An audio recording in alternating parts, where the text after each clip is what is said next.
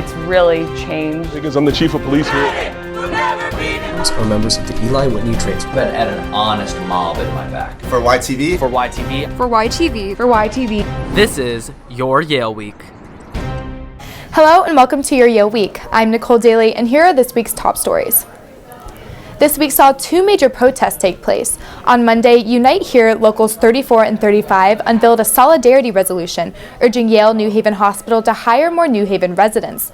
The resolution demands that the hospital system dramatically increase the number of full-time hires it makes from the city's Black and Hispanic neighborhoods. And on Wednesday, Local 34 protested again, coming to the door of Woodbridge Hall to demand that the university secure 986 Yale School of Medicine jobs. The 2,500 signatures on the petition constitute roughly 78% of the total 3,200 Local 34 membership. Both of these protests are surrounded by another discussion of unions, whether a Local 33 union made of graduate students will be able to form. The university, as represented in a joint amicus brief filed Monday with Columbia, is against graduate unionization. After a university decision to cut all its funding, Yale's Climate and Energy Institute will close by the end of June. The loss of the institute, which for the last 8 years has conducted research related to the issues of climate change, leaves a hole in climate and energy studies at Yale. Although the Energy Studies academic program will continue within Yale College, students in the YCEI said they were outraged by the budget cuts and subsequent closure of an institute that is one of the only research-focused climate change programs for undergraduates on campus. Finally, our top story. The participation rates of the senior class gift, a yearly contribution raised by the graduating class, is down significantly. We'll be talking to the beat reporter for admissions, financial aid, and student life, Jon Victor, to explore the causes of this dramatic decrease. But first, for a brief look at next week, Claire Liu. Thanks, Nicole. This weekend is a big one for women's basketball. The women's team will be playing Cornell on Friday at 7 p.m. and Columbia on Saturday at 7 p.m. for senior night, their last home game of the season. In women's sailing, the women's team race regatta will take place at 9:30 a.m. on both Saturday and Sunday. Finally, the women's tennis team will be hosting Stony Brook on Saturday at 1 p.m. There are a few great arts events going up this weekend. Throughout the day on Friday and Saturday, the Yale Playwrights Festival will be going on at the Whitney Humanities Center. 5 Yale undergraduate playwrights will read their new plays, and each reading will be followed by a talkback moderated by the playwright's mentor. Catch Lysistrata, a classic Greek comedy about the battle of the sexes, through the lens of drag performance.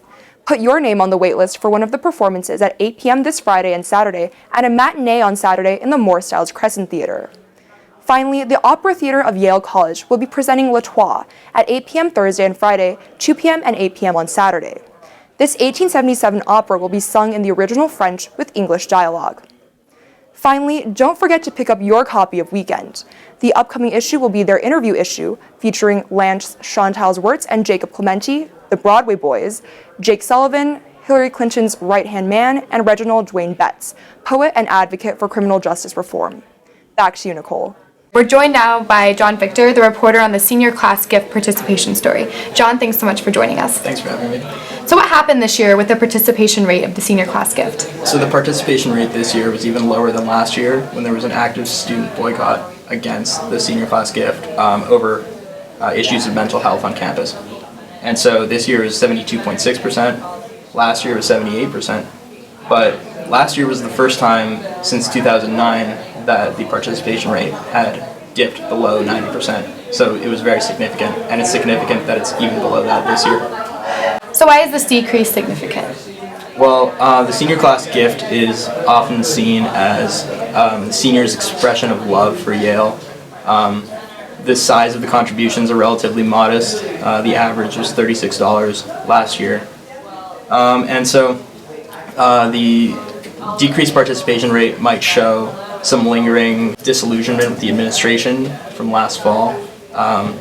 We had student demonstrations, and the administration was in the spotlight a lot, taking a lot of criticism from the students, and so it might be a reflection of that. So how does the senior class gift compare to other alumni giving trends? So alumni participation has been decreasing over the past 20 years pretty steadily, and this senior class gift is often seen as seniors' introduction to the world of alumni giving, and so the lower rate this year and last year compared to the past 6 years might be a sign that this trend of reduced giving might continue. So what do you think this means for the future of the senior class gift?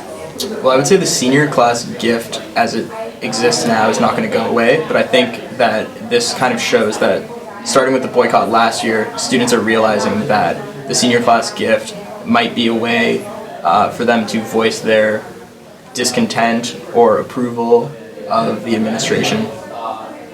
Well, thanks so much for that insight. We'll definitely be following the story to see what happens.